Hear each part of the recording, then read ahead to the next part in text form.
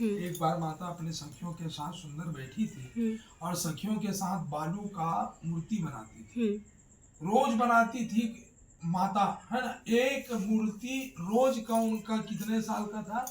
11 साल का, है ना। 11 साल तक वो शिवलिंग बनाती, शिव को प्रसन्न करती, शिव की आराधना करती, उस शिवलिंग को ले जा करके सुंदर सुंदर नदियों में विसर्जन करती। ऐसे नदी नहीं, तीर्थराज, प्रयाग, ऐसे स्थानों में।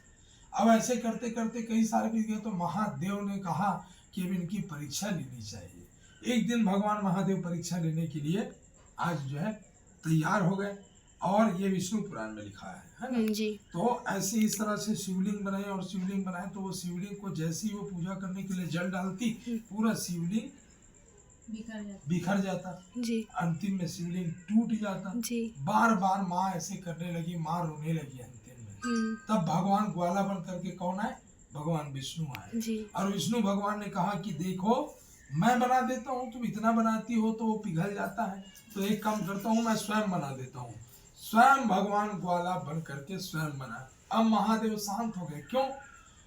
जिसको अगर एक बार राम का हाथ लग जाए तो भाव सागर से पार हो सकता है, और विष्णु का हाथ से शिवलिंग बन गया तो वो तो अब टूट नहीं सकता जी जी, है ना। तब भगवान महादेव ने कहा कि अब तो मैं कुछ नहीं कर सकता पार्वती, तुम्हारी परीक्षा से तुम तो किसी की सहायता, वो भी विष्णु की सहायता से पास हो गई, है ना। तो तुम करो जप। और माता जप करती ही रही। इस तरह से उनकी जप की आधीनता को देख करके सारे सखियां आई और कहने लगी, चलो रे सखी, अब तुम हमारे साथ, तुम्हारे विवाह के लिए बारात आने वाले हैं। पर माता, भगवान विष्णु के बारात आने वाले भगवान महादेव परीक्षा लेने के लिए सप्त ऋषियों को भेजा जी। और सप्त ऋषियों को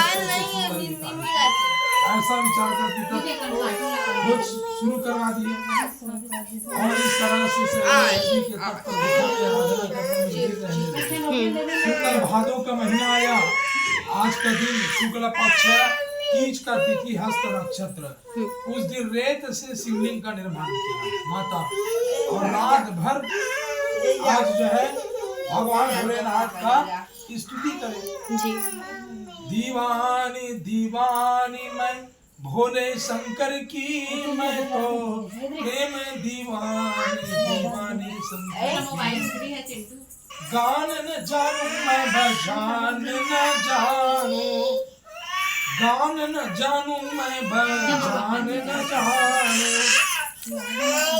धम धम धम बाजे भोले शंकर की, वो तो प्रेम दीवानी दीवानी शंकर की। इस तरह से वो स्तुति करने लगी जी जी, है ना जी महाराज जी। जो है माँ, मैं आज सच्चे रूप से मैं उनको वरण कर चुकी हूँ। और जा करके माँ को कहने लगी, माँ को कहने लगी कि हे मैया, मुझको वही चाहिए महादेव, है ना।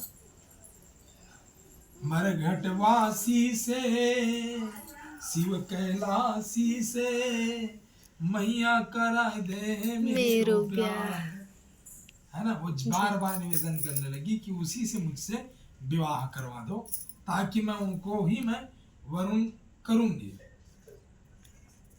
तब माता पार्वती कहने लगी, ए गौरा, उनसे विवाह मत कर। गौरा, तुम बहुत पछताओगे उनसे विवाह करके। और गौरा कहने लगी कि मेरी जिद है, मैं महादेव शिव जी की तलाश में मैं गई थी, और अब मैं सर तक करके मैं जा रही हूँ कि मैं जब महादेव मिलेंगे तभी लौटूंगी, अन्यथा मैं विवाह महादेव के सिवा किसी से नहीं करूंगी। और चली गई फिर जंगल, और तपस्या करने लगी। सप्त ऋषियों को परीक्षा में भोले बाबा भेजे। सप्त ऋषि आकर के कहने लगे, अरे देखो, विष्णु तो सब प्रकार के गुण के, सद्गुण के भंडार है, अरे तुम एक बार विष्णु से विवाह कर लो। विष्णु की प्रशंसा करने लगे।